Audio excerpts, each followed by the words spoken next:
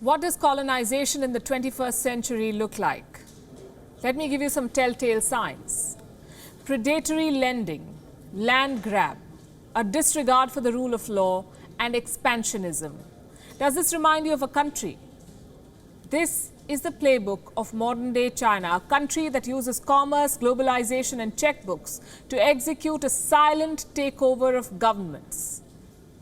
Case in point, Germany. It's a democratic country that seems to have suffered a major intelligence failure. A new report is out. It claims that a high-ranking German official suppressed a sensitive intelligence report. Why? Because they feared this report could damage German business ties with China. What did the report say? It said China was trying to influence every level of the German government, society, and business. The report criticized the intimate ties between German businesses and the Chinese government. But before the information could be made public, a high-ranking official intervened. This report was supposed to be distributed widely within the German government, but that did not happen. It only reached a handful: German Chancellor Angela Merkel and a few others. The German government has not issued a response to these disclosures. They say the government does not comment on the findings of intelligence services. But this report has left the Merkel government red-faced. It is not the first time that Germany has come under scrutiny for its relationship with China. Let's show you a report from last month. It's a summary of views from European Union trade officials, senior diplomats and experts, and they all believe that Germany does not want to upset the relationship because it could lose access to one of the largest export markets in the world. And this is a weakness that leaves not just Germany but the entire European Union vulnerable. The EU itself has been embarrassed twice because of China this year alone.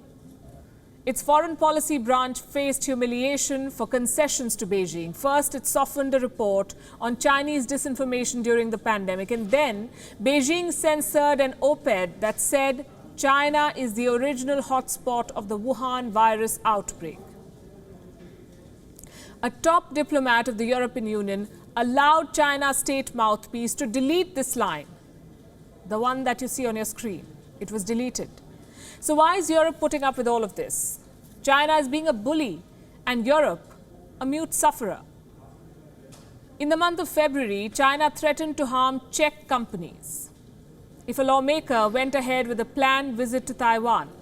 Reports say the Chinese embassy in Prague crafted a letter for the president's office. It suggested that European companies like Volkswagen, Skoda, or Lender Home Credit Group would quote-unquote suffer if the lawmaker visited Taiwan. Allow me to quote from this letter. Czech companies which have economic interests in China will have to pay for the visit to Taiwan by Chairman Kubera. The Chinese are referring to Yaroslav Kubera, the lawmaker who died unexpectedly before his trip to Taiwan. What message is Beijing trying to send here? Especially to countries that do business with China. The Communist Party is weaponizing trade. It says it will, or it is trying to project that it will punish partners, use economic retaliation if it does not have its way. Another Chinese diplomat made a similar threat to the German government. This was when Merkel was mulling a ban on Huawei. The Chinese ambassador to Germany said, and I'm quoting again, if Germany were to make a decision that led to Huawei's exclusion from the German market, there will be consequences. The Chinese government will not stand idly by. This is what the ambassador said. How do you think Germany responded? It buckled. China's threat worked. Germany has resisted a sweeping ban on Huawei. China wants to dictate the policies of foreign governments, and Beijing's campaign goes beyond Europe. Last month in Australia, a lawmaker was suspended from his party. Shaukat Mosalman had praised Chinese President Xi Jinping's response to the Wuhan virus outbreak. Later, it emerged that this man had taken 9 privately funded trips to China. This was after he was elected to office. Reports say some records show that the Chinese government often paid transportation and hospitality costs for him. And now he's under investigation. So this is what it comes down to. China is using its economic muscle to bend both individuals and governments to its will.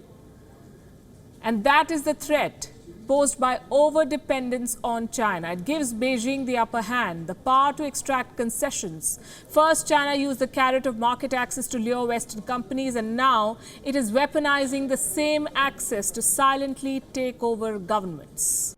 Thank you for watching Gravitas on WION's YouTube channel. If you want to stay up to date with what's happening around the world, then subscribe to our channel and don't forget to like and share.